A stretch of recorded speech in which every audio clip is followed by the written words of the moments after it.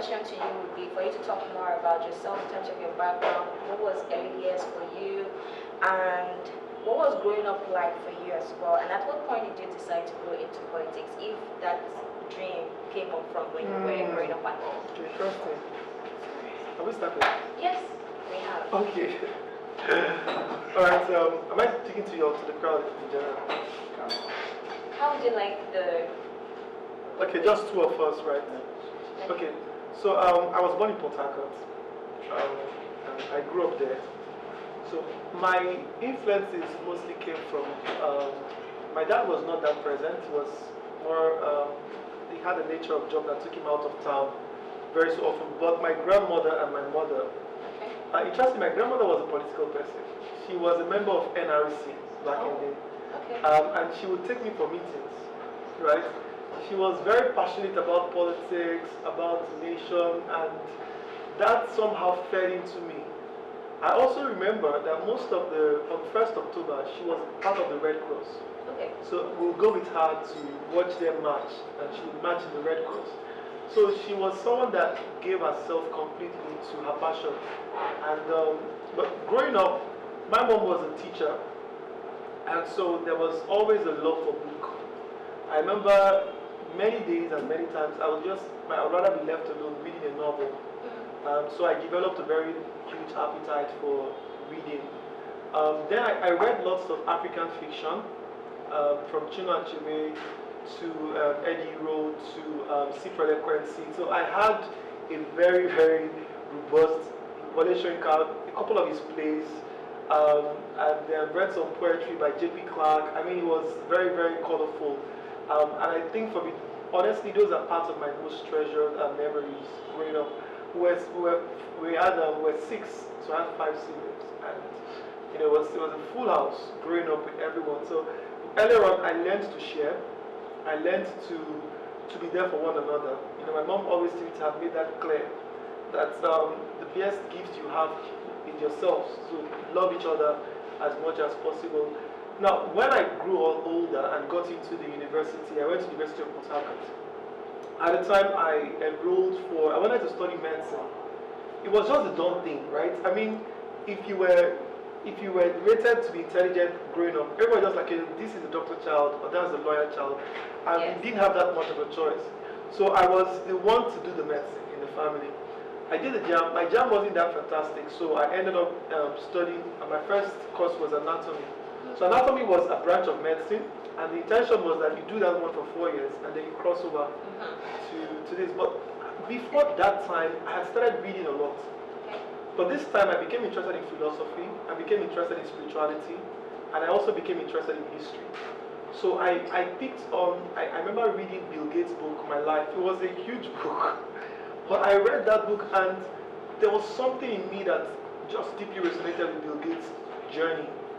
He was also someone who lost his father, got raised by his stepfather and his grandparents, and then going to Yale to study where he met his wife, joining Democratic, running for governorship and all that. So I enjoyed Bill Gates' story. I read Nelson Mandela's Long Walk to Freedom. Yes.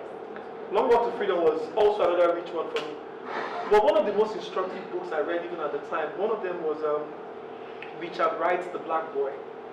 I don't even know if you read that book, but The Black Boy was almost a manifesto for every rebel. Like, he was a guy that wanted certain kind of ideals, and this was the period of segregation, oppression of the blacks in America. He was born at the time, and I saw in him the tension of oppression and how it was unnatural to him to yield. And I remember that I remember telling myself, if I was born in America at that century or back in the day, I would literally be playing out like that guy. The way he was struggling to, I don't like oppression or injustice of any kind. So I read those books, and I remember reading The Alchemist. Alchemist was a book too that somehow shaped me somewhat. It was written by Paul Coelho, and he did that book at the time he was almost a failed actor. He had done all kinds of stuff but never succeeded. So he did The Alchemist, and Alchemist became like super big. But The Alchemist was an invitation for adventure. The Alchemist spoke to me that in this life you co-create your destiny. It was as though there's a thinking that, okay, is my life predestined for me, or am I involved in co-creating it? And that was, all of those things started to shape my thinking. And I was also reading a lot of Christian books. I mean, I read a lot from Nigerian authors, and I started to read a lot of that. But I was looking for, what was forming for me was a philosophy for life. Okay. That was not completely rooted in just one strand of thinking. So yes, being born into a Christian home, I was shaped by my faith in God and my belief in the good of humanity and God's desire to restore man. And that shaped me.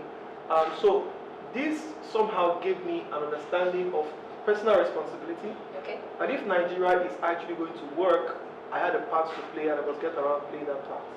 It also gave me an understanding that so long as I am on this earth, I'm responsible for even the people I care about. So when I left school, I joined this activist group at the time. We were involved in a group called Save Nigeria, and we were really, really very, very, it was a bunch of hot-headed young people. And I really think I was a bit of that at the time. So we would analyze all the problems of Nigeria, we would talk about it. There was this day we actually had to fly to Abuja to go and protest. So we arrived there. This was Yar'Adua had passed, and Jonathan was meant to become president, but for reasons they didn't give him there's something called the doctrine of necessity that they were meant to invoke to allow him to become president, so they didn't give him that.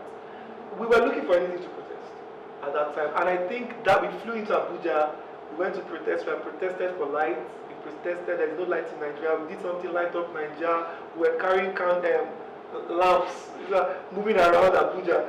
In fact, there was this particular time where when we got to the policemen, I was even surprised that I was not supposed to be in front of. Before I knew it, everybody had kept me in front. And I was like, please, like my mother had said, please, at least you will not hear anyone on stage. Please don't be in front in case they shoot. When everyone was like, no, we must fight for our country. I was like, I can't be your shield, please. So that it was interesting that I see a lot of those. That was even where I started meeting people like Chude, Debola, Toyosi Rice. Okay. Yeah, I met a lot of them at that time. We actually all went to Abuja together. A lot of people, some of them are even now in PA, SA, and some of them are really incubating the desire to run for office. So I was, at the time, an activist. Okay. And activism for me, that was even actually at the time of my life was where I actually went for LEAP. I first of all went for LEAP, and then also did the Integrity Institute for me.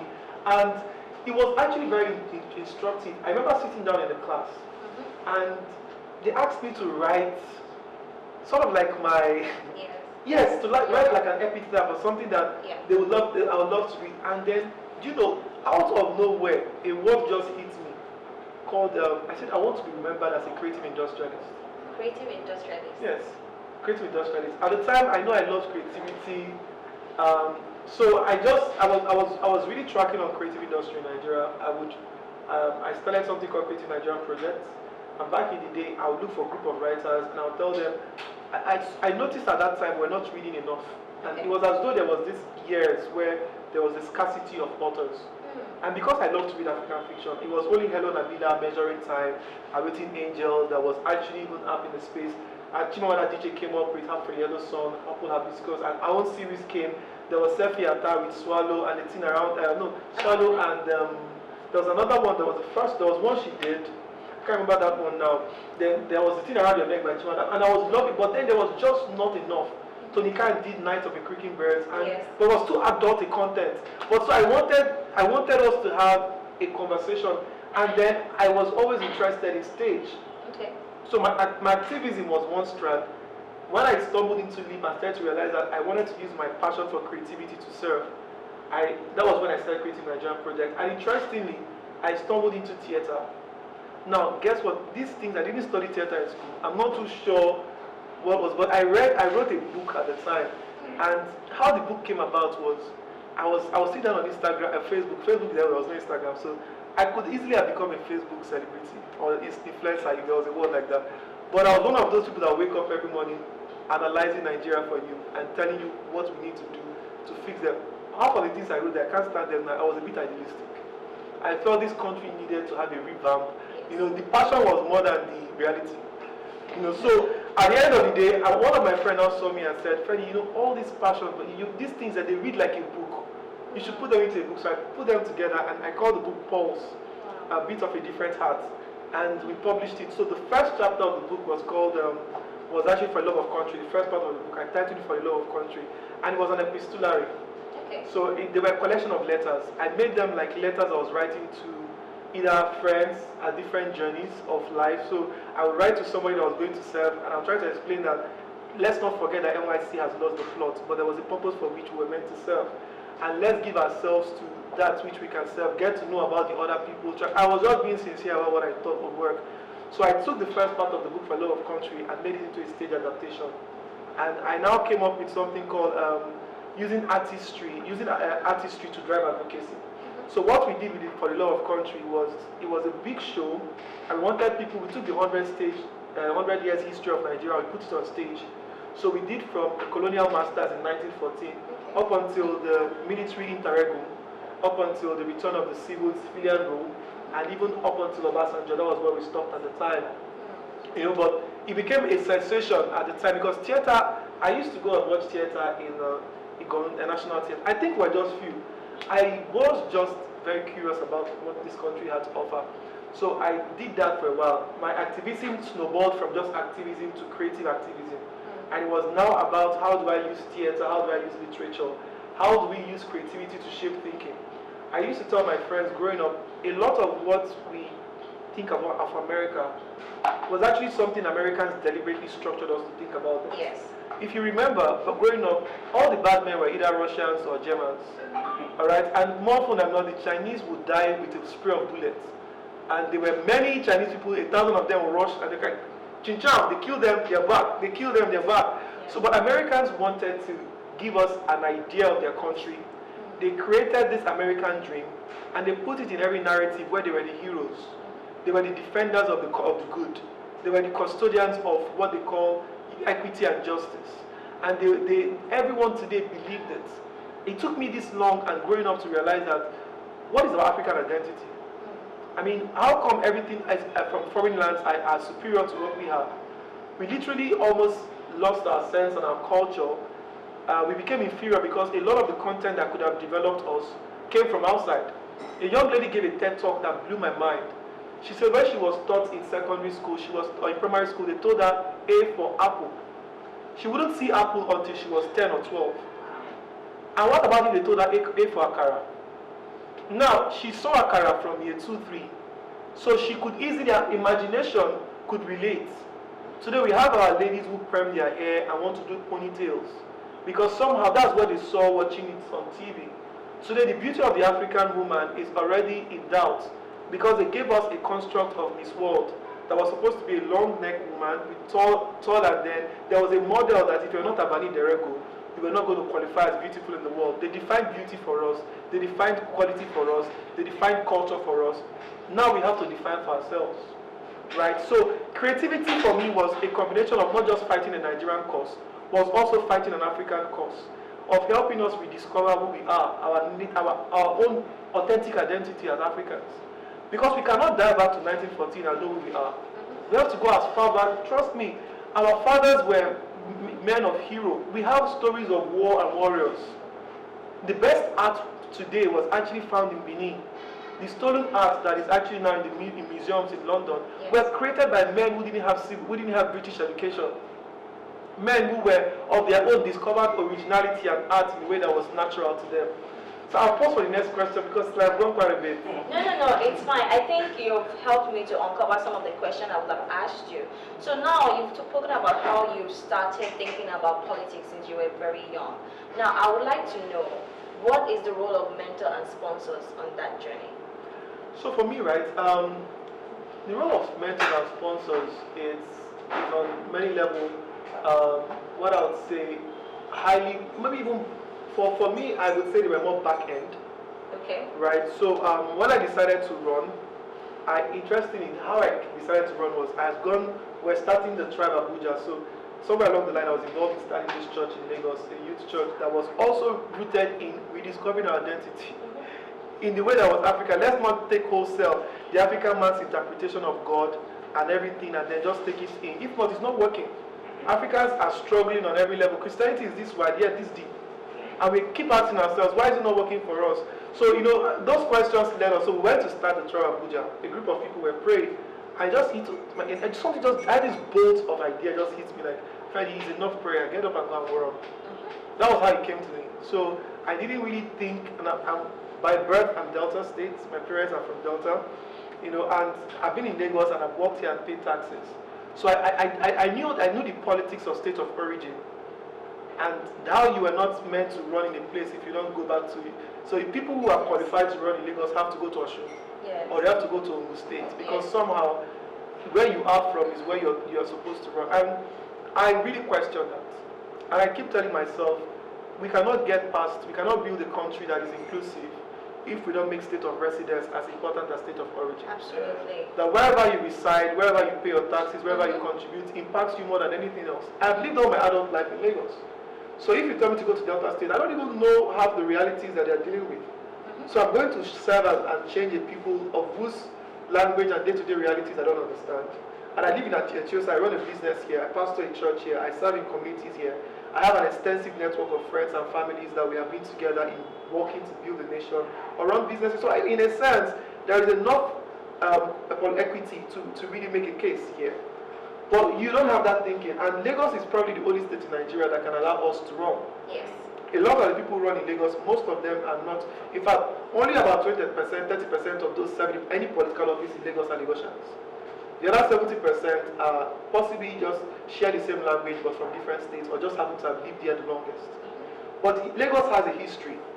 If you go back in time from the 18th century, when the Sierra Leones were freed from, they all came. There were waves and waves of migration. Most of the names we find today, the Codossos, the Martins, the Smiths, they are returnees from Sierra Leone. People who came back home to Lagos, they were taken away in slave trade, their parents were taken away, they came back to settle in Lagos. Lagos became home to them. So Lagos by design has always expanded to accommodate immigrants. And then they don't just settle, they become part of the ecosystem and part of society. So even when Tinubu was running, people said he wasn't from here. When Ambode was running, they said he wasn't from here. Hardly can anybody run a bit from here. But I did not witness firsthand those limitations, right? But I had mentors who I'd worked for a mentor who ran for governor, and I served on his campaign, and I saw firsthand, he ran in an unpopular party, then ACN, all right, in the South, right, and I was involved in the campaign. This was Bayelsa State, where we had to, sometimes you have to use boats before you can use car. Like it was, you need to build, for you to build roads, you need to build bridges. Like everywhere was actually water. So we were there. So I learned firsthand, he was a man that was rooted in his passion, right? And so I learned from that. I was also privileged to have served with people who were, the boss I worked with, though he was a businessman, he was very aware. I used to tell him that his awareness was intense. Wow. He was aware about, awareness is everything, guys. Yes. And awareness is not always about how enlightened or educated you are. Awareness is more about spirituality than about information. It's about how you can take this information to advance the human cause, how you can escape the limitations and the conditioning, because there's something called cultural conditioning. And if you were born in Lagos, you're already conditioned to live with traffic. You're already conditioned not to question many things. And Lebanese will tell me when they come here that they see opportunities everywhere in Nigeria. How come they're running a restaurants, they're running malls, and they're succeeding, but the average black man wants to go to Canada? It's because somehow the conditioning here, which we call going native, has made us impotent to the possibilities that we live here. And foreigners are coming to take advantage of the opportunities that we could already see. The way our conditioning, our education also conditions us. Yes. The way you're conditioned by education, you're conditioned to look for jobs. See, it was intentional from the beginning. The colonial masters that designed our curriculum did not design to create entrepreneurs. They designed to raise civil servants. Yes. And civil servants are meant to serve, they're not meant to create. So we have an economy and a society where people are looking for opportunities, consuming everything but creating nothing. Until we work this recipe, we have set up the mechanism for our own demise as a country. When an entire generation, your education today is about conformity, right? You're going there to lose your creativity if you're not careful. So we educate people out of their creativity, we educate them out of their entrepreneurial essence. The average black man was an entrepreneur. He didn't need to be educated into it. Education, the way we embraced it, became flawed. So I'm even advocating on every level a reworking of an entire education model that can really, really understand where we are going, who we are, and how to help us get there. So let me stop you right there, because you're already moving into my next question for you, which would be, now you didn't win the seat, away or... Three things. First of all, when I decided to run, I went to ANN, Alliance for New Nigeria, and Alliance for New Nigeria was for me a party that spoke to the vision that I had. I mean, they were deliberate. They took out time to craft. Our parties don't have ideology. Okay. ANN, we came close to trying to have something like we could call an ideology. ANN was a party where they believed in state of residence over state of origin. Okay.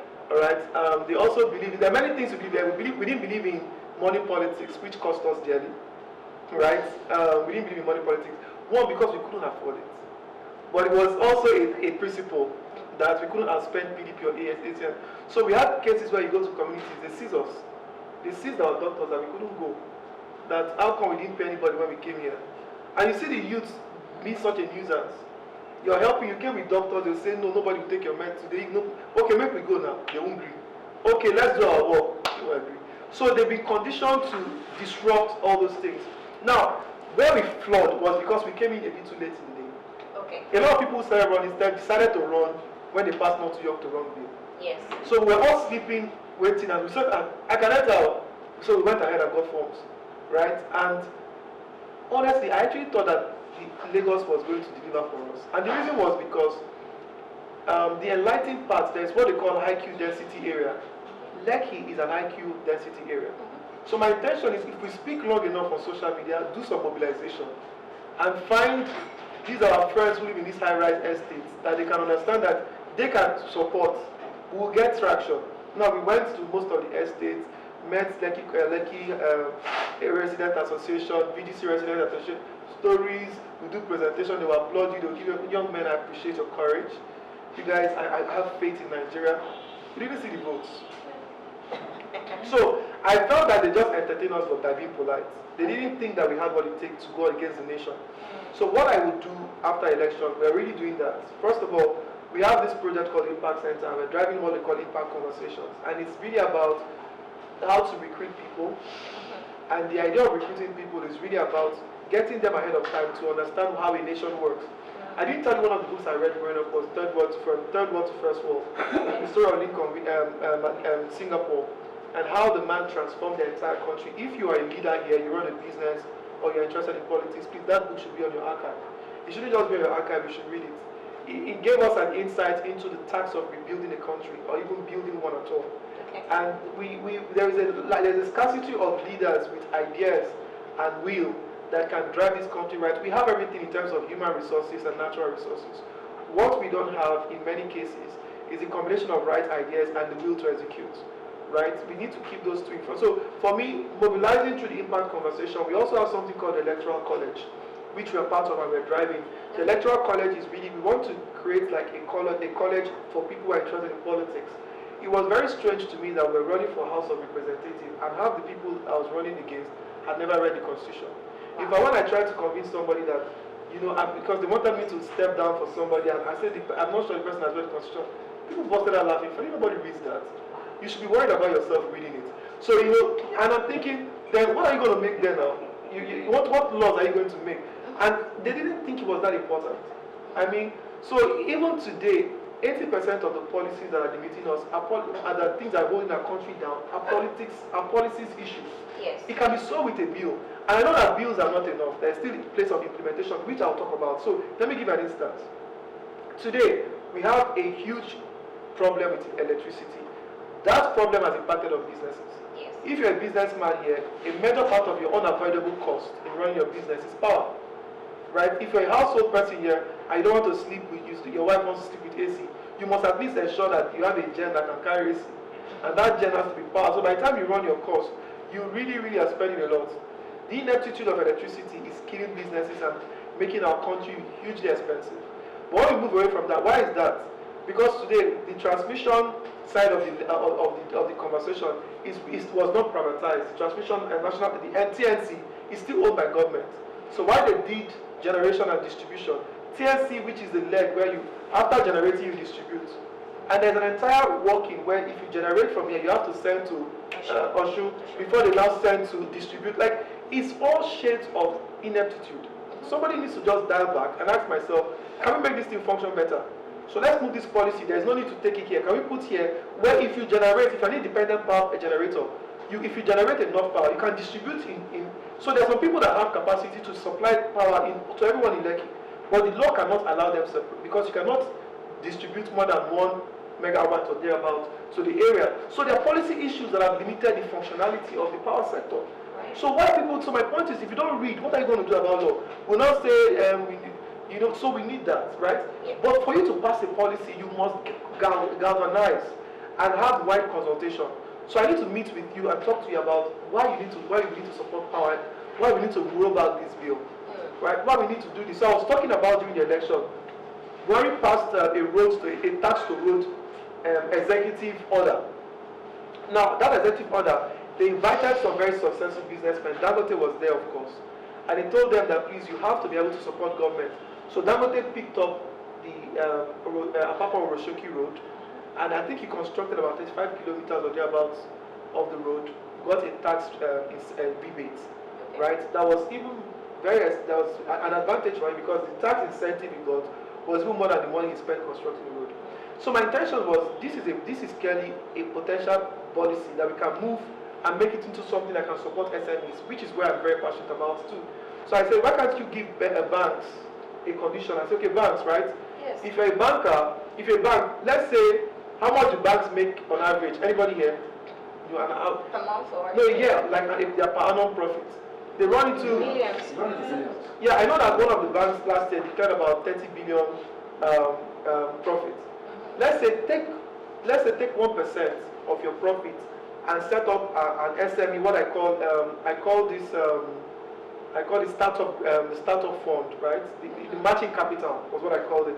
So let's say a bank can take 1%. If 30 billion is the per annum, 1% of 30 billion is how much? No, it's about how much? 300 million. So let's say the bank now has a 300 million matching capital fund for SMEs. Now, how do you qualify for that? Matching capital means that you must have something to match it. So if you're looking to raise ₦1 million, have 500k, and the bank can give you the other 500k as a matching capital. Now, here is how it works. You have to have an account with the bank for 6 months, and the bank will be able to track your performance. I can tell you the viability of a business model from the cash flow. Right, so I can say this lady has a consistent cash flow for 6 months, and she has 500k, and she's looking for additional 500k to buy a truck or to scale up. So match her capital, right? Now, how does this work? If the bank matches their capital, at the end of the day, what you're doing is the bank gets to qualify for tax incentives. So the government has to pass that bill that any bank that can sponsor at least 1% of the annual to fund startups will get a tax incentive, which would even be in billions. Their tax incentives, if it's well calculated, can even go up. So they gain. They don't even lose. Even if the loans are not performing, they don't lose still. But of course, we cannot then say it should not perform. Nobody will agree to that. It will perform. But I'm saying that structure it in such a way that the ones that have matching capital who have shown credibility over a period of time can qualify. So you reduce the margin of non-performing loans. Now, on the side of the startups, what do they get? Access to capital, which is something you don't even find here. These days, if you don't have capital, the only capital you have is family and friends. Yes. Right? Apart from that, yeah, that's your first asset. It's very rare for banks to give you without collateral, right? And not how many people even have properties? How many people have inheritance that they can use to leverage, right? So that area, you now have access to capital. The third beneficiary is the government. Only 5% of our population are within the tax bracket. So when the government passes this bill, you open up that space, you increase your tax bracket. You realize that over a period of time, 20 banks have funded like maybe 2,000 entrepreneurs, and you have brought in and you've doubled your tax bracket. An entire taxable generation of entrepreneurs have now come in the tax bracket. Everybody wins. Yes. So that's the way you think about bills. But my point is, when we do have people who are sitting out there who have never run business, I've run a business, even failed once. I've been in situations where I know that to get out of this thing, there is no way coming out. You understand? I've run businesses. I've succeeded at it. I'm still a businessman. I mean, I run an animation studio. We're producing the first animated feature film in Nigeria that we're doing for cinemas. And it's a $1 million project. right? So we're trying to raise capital of $1 million. I'm having to sit down at night, structure the pitch deck, meet conversations with this, having conversations with investors across board, and yet I have to keep the studio running and be paying salaries. Now, it takes grit to succeed in this country, because people that are succeeding not because the government have set up the enabling environment. They are succeeding in spite of it, Right. even in the absence of any of these things. So our politics impact our lives. Is a non-negotiable. No Nigerian should be political. We must be politically aware. Yes. We must be politically active, and it is not to be fixated on an executive. Buhari is not the problem of Nigeria. The National Assembly is the problem, because they are closer to you. They are there to represent you. But if we don't place pressure and demand them, they don't deliver on what we want. And so the entire setup is broken, because even they tell you, when we're running for election, every committee I went to, they wanted money. Right? And when you don't give them, the numbers will drop. In fact, after we spent days trying to convince Nigerians that they shouldn't take money, nobody was listening. We now have to add a slant. Take, but don't vote for them because it's your money. Right. Now, that was what we thought we could do. Guess what? That was the only place I saw Nigerians demonstrate integrity. Okay. They took the money and voted for them.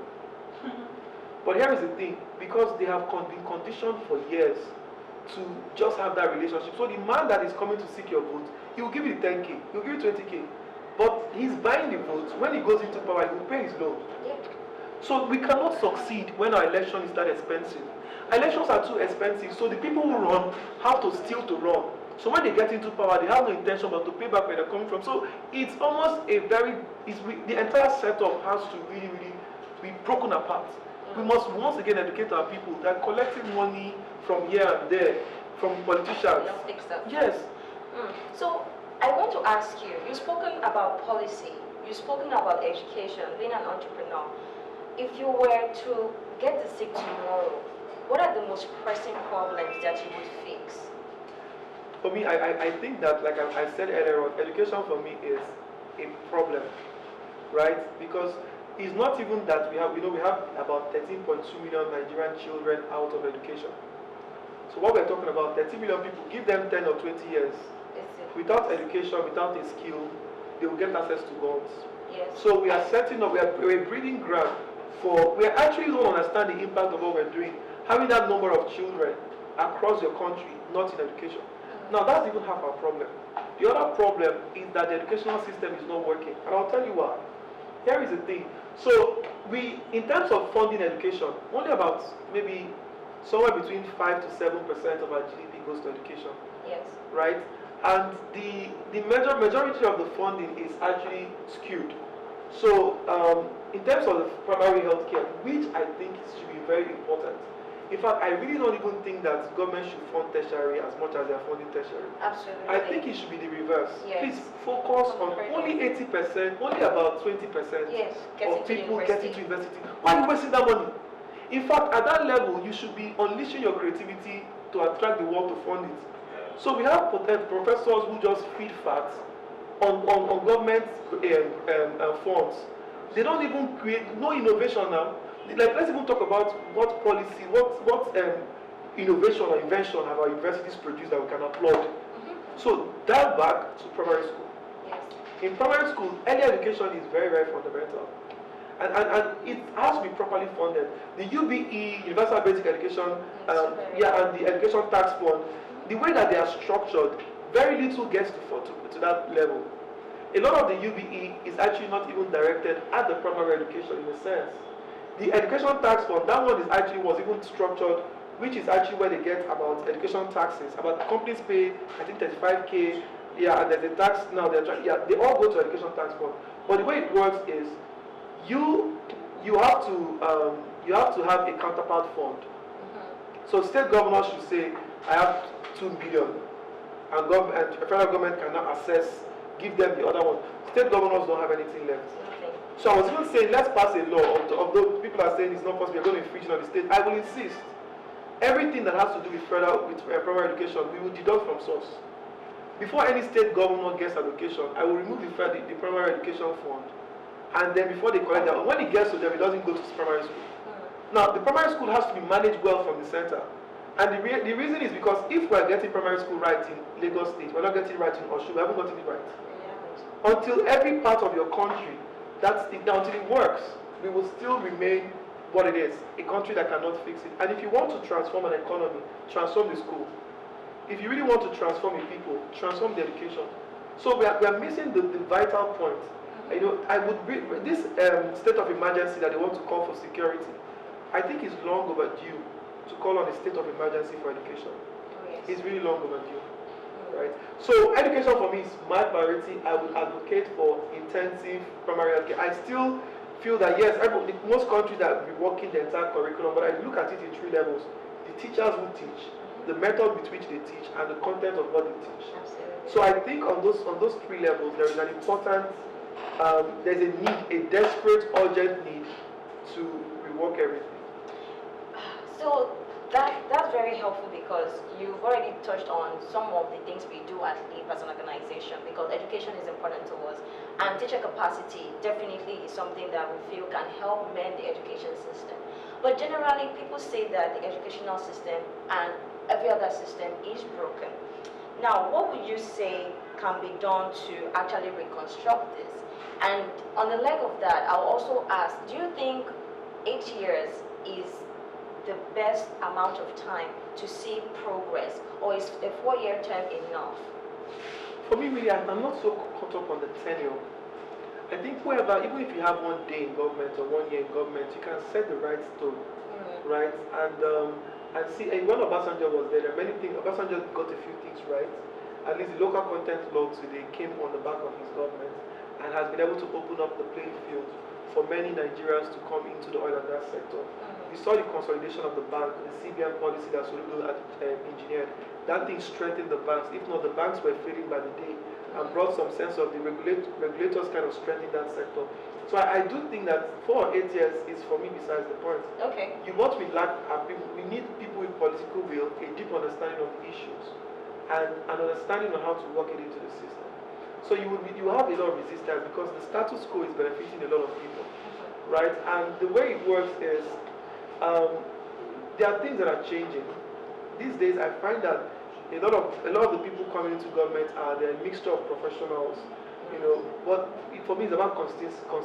It's about having a clear agenda for education from day one. Yes. Let me tell you how Chinese upturned their economy, right? So the Chinese government some years back came up with the idea that they wanted to compete globally with technology. They realized that for them to do that, they had to do 2 things: get it right in education and get it right in their policy. So they came up with something called reverse engineering, which is about creative imitation. So what they did was, for everything that Americans were coming to do, they would clone it. Yes. Chinese would spend time, unpack it and clone it. They started to fund R&Ds in their university. They invested a lot of money into research and development, and they were basically doing a lot of that research to catch up. While the research was going on, they were also, in their curriculum, they were also upgrading it to be more tech savvy, adding things that could be competitive. And in terms of their policy, they brought a lot of policies around protectionism. So what it meant was that for any company to come into their country, you had to basically literally come into a Chinese company, and the IP will be retained by the Chinese company, not yours. Yes. So literally every Nigerian, every American company that went, they had to compromise. They had to give their IP. Now Donald Trump is fighting for IP infringement to the tune of $3 trillion that is suing the Chinese government to pay. But the point was that the American companies that went there signed it for the terms of arrangement. Now, Nigerian government, we have open borders. Foreign companies come here every day. Even taxi apps are not Nigerians. Yes. Some 17, 20-something-year-old Estonian guys made Taxify. Yes. And they are succeeding here in Nigeria. Uber came in from America. What are our tech products? Where are they? Alright, so if Konga and Jume are still struggling to stabilize, right? So Amazon, Alibaba became the answer to Amazon because the Chinese government said for every American company, we will clone a Chinese company. Yeah. And they had to fund their Chinese company, gave them the enabling environment, the policy and the support. Even the Chinese bank would fund you so long as you want to compete globally. Wow. We have a global vision, but do we have a global thinking government to help us play in the global field? Why we are going to have our balance of trade is in deficit because we produce nothing. No. So so at the end of the day, we are fighting a losing war where we cannot even dial back to ensure that in 5-10 years, where are we going to be? Are we going to be able to produce? What are we going to produce? Do we have the educational thinking that can allow us to play in that field? So, if we have a clear agenda for education, it will fix that problem. That's what I always tell people, we need a clear agenda for education that will be about creating entrepreneurs, raising people that can contribute to society, shape society, solve problems, create value, not come out and look for job. So all the graduates that send me CV today, I want to work for Google, I want to work for why you want. So you graduated, but what you are studying is no longer needed. Honestly, the course I studied in school, my first degree before my master's, I'm not too sure I can't answer to where it's needed right now. So a lot of people are still studying botany, this one, that. With one Google, I have the things I need. So look for something else. Like there are many courses that are already not relevant. So even software are replacing accountants. Lawyers are not even immune. Like all this Watson now, by the time you dial up cases, they'll give you scenarios of how you can solve your legal problems. They'll give you templates. No, but I'm saying that technology cannot be a threat if we position right. It will always be an advantage. If we're not part of the road, if we're not part of the revolution, we'll always be part of the road. So everybody must pace their change. If the pace of innovation in the global world is faster than the innovation in our economy, the economy is dead. And our innovation in the economy is way too slow. Yeah. I was reading Elon Musk. You know what the guy is doing? He's on his way to space. He's moving 12, I think he said he wants to install about the scale of about 12,000 satellites. Yes. And guess what? He wants to deploy internet all over the world. So very soon you just realize Nigerian government is looking for it. Sorry, I just paid my tax to Elon. I'm an Elonian because I get my internet from there. So the world, there's a lot that is changing. Elon is about tech utopia, and they talk about universal basic income, where you just be paid for being alive, but machines are taking your job. So all humans might need to do is to just, just to live. You understand? And just exist, and every day credit my money, you buy some food, come home, watch Netflix, alright, pay your subscription, watch this Disney Plus. Right? So there is still the conversation for having an innovation agenda that would be in education, be in economy, and impact on your industries. So I'm going to open it up to the house. I have more questions for you, but I'm just even curious to see if anyone has questions for Fede based on all he said from his background to this point where we are now. Oh, Charlotte does. Okay, so I'll take 2 questions before I go on to the questions I already have. So, as you already said, I'm Charlotte. You mentioned something about elections being expensive, and you talked about your experience having to go to communities, right? So, I volunteered for a particular program where I had access to secondary school students, and in order to get in contact with them, rub minds with them, I asked like 6 different classes what they think the problems with Nigeria are. And for all of them, they all said adverbs. Like every one of them identified that as a problem. Yeah. So I was thinking, what has really been done in this area? When we look at the interventions, okay, so forgive me, I'm not as aware as I should be. I know that when interventions take place, we have things going to students, but then the strength of any chain, as we all know, is its weakest link. So these people that would be easily bought off, what are we really doing in that area? Do we even know what their aspirations are? Do they have aspirations? Concerning the vision of this country, is there any way that the things that we are doing are aligning with their own desires beyond money, right? How do we stop valueless transactions from taking place? People are on the streets. Every time I ply the roads with my public transport, all the time people are collecting money at each point for no work done, no value being offered. Yeah. So I have a couple of things, but I think. Okay, so in case of Aberos, I think for me, right, during our campaign, we came up with the Impact Center. And what we wanted to do was that every Abero has to be profiled. I don't think that there is anybody here who has no skill at all and who has nothing that they can do. It so happened that at some point in their development, nobody was interested in helping them develop in that area.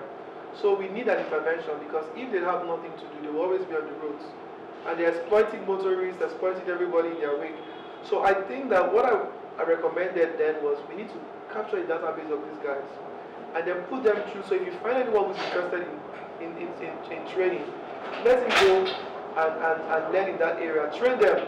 If there's someone who's interested in if there's someone you know who's interested in fashion, please put him through that.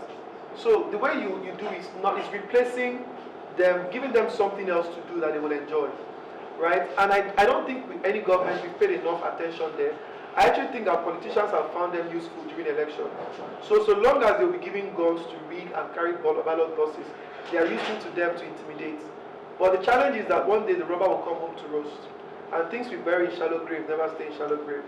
They will always come out. So what is really, really important is that area of capturing them on the database, right? And I think in Niger Delta, for instance, there was the amnesty program where they had to fund a lot of people and send them to training. But again, that area, I don't know how functional it was because it was riddled with corruption. Some oil companies gave a lot of money. They went to train people for things that were not needed. Globally, there's a scarcity of seafarers, right? They're looking for seafarers because I was in the oil and gas for a while, so I know that to get seafarers was not that it was difficult. Now we have people who know how to swim, but they have no qualification to be seafarers because they don't have sea time. So I'm saying that a proper conversation we need to plot out our map. Well, if there's a scarcity of talent in this area and there's a deposit of human resources underutilized or not even utilized at all, there has to be a sense where we now redirect that energy, channel that human resources into areas that can be absorbed, where certain skills can absorb them and they can become productive, right? So the Agbero is an asset for politicians during elections, but are they national assets to Nigeria? No. That human capital has to be utilized for something more. And I'm hoping that someone in government will be able to pick up that passion and do something about it. Thank you. Any other? Okay, yes. Yeah, you said something about your political party, that the reason why you joined them was probably because they have an ideology. And I've been following politics for a while. I read political science in my first degree, so I know for a fact that Nigerian political parties, they really lack ideology. So that's why someone can be in a party and then cross carpet just for no reason. Maybe he's having issues and all that. Do you really think something can be done about like political parties generally, apart from your party? Because I also had a friend that contested alongside you for the same position. And I told him straight up, the party was going with, they didn't have an ideology. I didn't support it because I didn't find a reason to. So what can be done with even the major political parties, as well as those that are coming up, the youths that are probably aspiring to join politics? How can they fit into the scheme of things if they have their own ideology already? How do they fit into these other political parties that are already running? Okay, about the already existing political parties developing ideology, I think that there is an opportunity to do that. But what I sort of have realized is at every point in time, a political party is a reflection of the people holding the power. If the people holding the power, they're interested in entrenching certain kind of values and ethos, they will ensure that those things are created. And an ideology is really about, if you're a Democrat, you're a Democrat. We know what the Democrats are about. We know what they're pushing for. We know what the Republicans are about. But we don't have those kind of, our ideologies are not even about conservative and liberal. I don't think that's where we fall. I do think what we have in political sectors are people who are, in a lot of ways, political opportunists. So for them, they rather move to a place where they can get, because it's not rooted in any ideology. So the only way that I think we can help is when younger people like ourselves would infiltrate those parties in our numbers. And at any point in time, that's the only opportunities we have, to shape things. So if we're sitting down there, you're sitting on the table, and we say, no, Chairman, we're the youth wing, we want to shape this, they will listen, right? But they are always absent. When you find young people in this party, all that the young people are doing are just carrying bags and doing PA type work. Meanwhile, you are so intelligent, the age of your ideas are digital, and you're serving somebody whose age of ideas is analog, right? And at the end of the day, you're taking one step forward, two steps backwards. So I'll challenge everyone here that the answer to your question is us.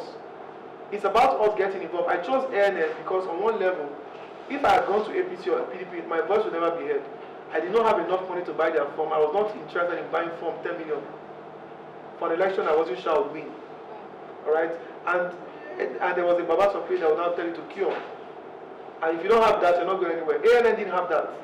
That was one of the things that appealed to me, that there was no sense of godfatherism. It was about the people. Now it's tougher to sustain those young political parties because in as much as we had what I thought was close to an appealing ideology, there was a sense that there was no money. So we were our own candidates, were not having to go for secretariats. You understand? And in other parties, well, there is a fund, there is a pocket where candidates are paid for running. Imagine in some parties they say they paid candidates for running. You understand? In our own case, you carry your brigade, you carry your party brigade. So you must really have passion for your country. But the price to build is always expensive. Some people have to pay that price to labor and labor for it. If we all go to the convenience places and go and join because it's convenient, nothing is built. So APC and PDP, they know today that I know why a lot of people didn't vote for us. Some people even come in friend, you guys not defeat. You guys are dividing votes. Go and queue up, like in their own mind, please. Those who wanted Atiku in power, wanted Barry out, they were so upset with us. You guys are already trying to reduce Atiku's votes because that's what this is about. And those that wanted Barry to stay in power, look at us and say, please, you guys should go and allow us finish what we have started. We don't want PDP to come back, they'll take us back into 16 years. So the conversation as for the possibilities of a third party wasn't even there. Nigerians were not looking for ideology at all. They were not looking at, only very few percent of people would ask, what are you people about? Okay, I think I like. Oh, it can resonate with me. But more often than not, it was about how much they your pockets. Alright, and the question as to, even when I kept telling them I'm not running for governor, they will be asking me, this road, they've not fixed it. No, I would say, no, I'm a rep. But I realized soon enough I wasn't going to win anybody speaking English. So me too, when they tell me road, I write road. When they tell me school, okay, we'll do something about the school. They even took me to a school in Itedo where the school has run down. And the government abandoned the school because water was coming out of the ground. So that entire place, they were now in the church schooling. So really, politics is in our hands, so my people. If we want to do something about it, we have to, as a matter of urgency, live here. If ALN is there waiting for you guys. But should you think that you want to join APC, please go pick a card, join them. Because every general election is actually too late in the day. I'll explain why. The elections are determined by the primaries. If APC they produce a presidential candidate that is fantastic, and the PDP they produce a presidential candidate, then we know we have a choice. But how come our general election is always about two lesser evils? So people don't bother going at all because the primaries are already faulty. So at the primaries, whoever emerges is not always. You people are voting for someone you can never hire to work for you. If you have to put them as that. So my point is you have to control the primary level. That's your membership, your involvement. Don't just show up, serve. And that space is looking for people with ideas. Trust me. Some of you, if you're in APC, PDP right now, you would have been able to make a change or make certain kind of impact. If we stay there long enough, it will reckon our efforts. So my question would be, I'm coming to you, Daniel, is that can godfatherism ever be ruled out? I don't think that it can never be ruled out, honestly, because the African man I know loves to have godfather. In fact, our godfathers love to be godfathers, right? And they would. So what I think is it should be redefined, not ruled out. The kind of godfatherism I'm hoping would have is not the type that will impose their will over and above the will of everybody. I think the kind of godfatherism that I think would have is mentorship. One where you can be a role model to, you can see a young guy with a promise and help him make right choices, guide him into his political choices, help him identify with the values that you have. But if our godfathers are about imposing a candidate and deposing everybody else and deciding how we go and where we go without record to democracy, we weaken the institutions. So we cannot have strong men, we need strong institutions. So our godfathers must strengthen parties, they must allow institutions to play their roles. We should never undermine institutions of democracy. We shouldn't do that. And at any point in time, any godfather that is above the will of the people is no longer a godfather. Daniel, yes? Yeah, thank you very much. Yeah, Daniel. I just want to know, to what extent is online conversations and the impact conversations you talked about, to what extent can that have, or would that be in terms of driving, this change I would see? But most times it looks like the least or the most you can do is just to engage in all these conversations. But how much do these conversations these places that can implement these things? On Twitter every day everybody's talking, on social media everybody's talking. We have forums like this. Can we do more? Or can we do more? I think we can do more. And the way that I see that is, we always need champions. Right? Champions are not limited by trends. Right? Champions are not limited. So if something trends in 24 hours, the realities have not changed, but the trend will go. And that some things have trended and gone doesn't mean the solution is there. So we cannot be caught up in just following the trends. The conversations are great. We can have great conversations online, but we must take them from online to the appropriate channels where they can be reckoned with and they can be absorbed into policy. Let me tell you why Bring Back Our Girls was actually very effective. It wasn't because Nigerians were very interested. They had champions. And Tiobi, for every morning we wake up and go to the field, she did that thing. In fact, people thought she became a nuisance. That's what champions do. If you don't have a passion for something, if you're passionate about the change of a Nigerian child, be a nuisance to government until they listen. So until champions actually hang in there, we have people who give up too easily. Just after 1 week, they moved on to the next. And Twitter, of course, people want to be in there's fear of missing out. So you have to move into the new conversation. As of yet, the other last week it was Sniper. Yesterday was Onyezi. And I was asking what's that?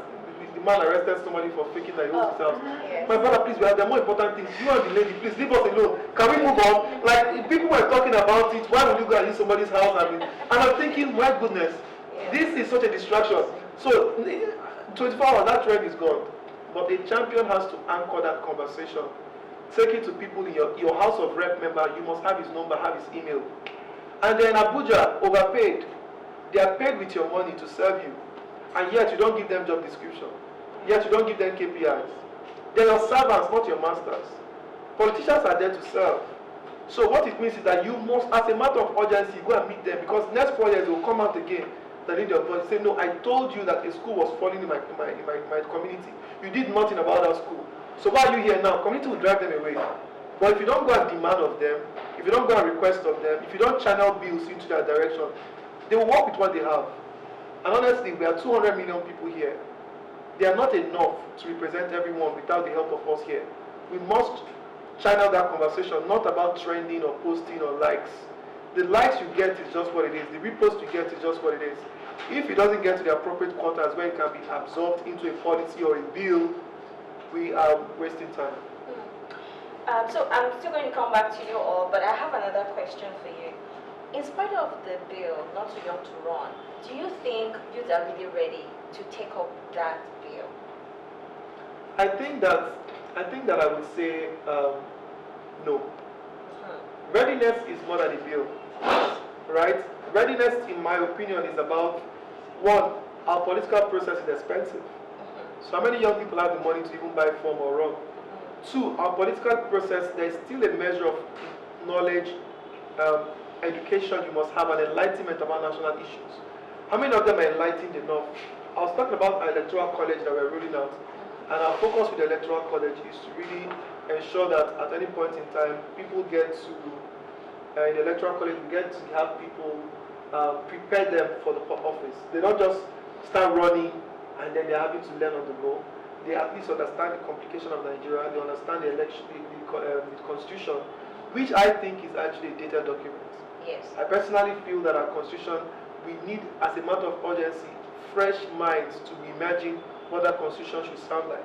Right? There's still a lot of Clifford and McPherson in that thing. We need to upscale it, right? So, but my point is, we've been running, and then we're running with a framework that is already faulty. I even think today, as a matter of importance, that whoever abrogated the role of the president did that to make him a demigod. The office and the perks of the president is too powerful. No one deserves to have that kind of power. You confuse him, right? But somewhere along the line, somebody thought that that's what it should be, right? So at the end of the day, till date, we can't even run a successful local government because it has become an appendage of the state government. The state governors use it to reward their boys. Yes. And yet, that is the impact of development. It is the local government that trickles down into the direct lives of the people. Right? So, I really do think that there's still a lot of work, right? But in a sense, um, let's just hope for the best and give our best to whatever we have. Okay. Any other question before I move on to my question? Oh, okay. How do we solve issues that benefit the powers that be? How do we solve issues that benefit the powers that be? So when we have critical to the power of the people? We must awaken our people to the power of the people. There is power in numbers. A godfather is only as powerful as you let them be. When the people are awake enough and demand, they will back out. Secondly, we must strengthen our institutions. Our institutions have to work. If someone is corrupt, go to court, get them jailed. A godfather should not call and abort the justice system.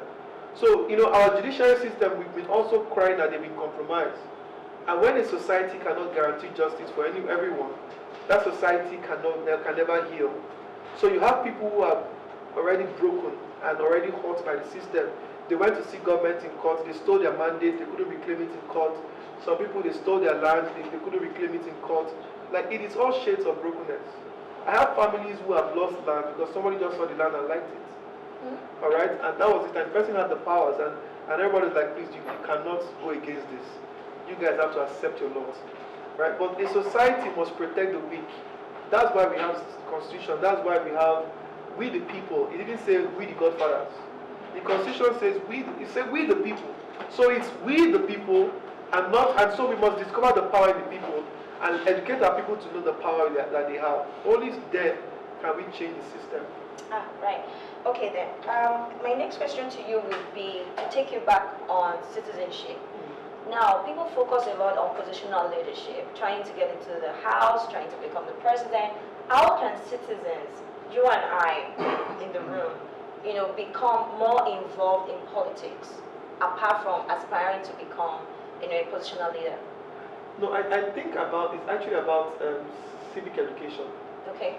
I was even shocked that a while back they removed history from the curriculum. And what I read while while they removed it, the man said people were not writing it in WAEC. Wow. Right, so, and you just realized if they're not writing it, why are we wasting our time? Please, we could do with something without it. But then, was it about the content or the way it was taught? The way it was taught, because I think I still remember Queen Amina's story, I still remember the Kingdom of Borno Empire, I still remember all of it at the 1960s. I remember all these things. We are a group of people who undermine history, and if history is not appreciated, identity will never be found. Because your identity is inextricably linked to your history. So we are living in a society where people don't have a deep appreciation of who they are. Alright? And they're vulnerable to all kinds of ideas from the foreign world. Trust me, this place is supposed to be a fertile ground for ISIS. Because we have a people who have no rooted ideology of who they are. So our allegiance to ethnicity is even stronger in most cases than our allegiance to our country. Some people tell you I'm first a Yoruba man before I'm in Nigeria. I do think there's a problem with that. Because what we are trying to build is a collective identity. So when you begin to, it's not like we're a monolithic country. We're multi-ethnic. So by the time you start telling me I'm first an Igbo man before I'm in Nigeria, the challenge in that thinking is that at every point in time, you're not dealing with only Igbo men. At a different point, you're not dealing with only Yoruba man or Hausa man.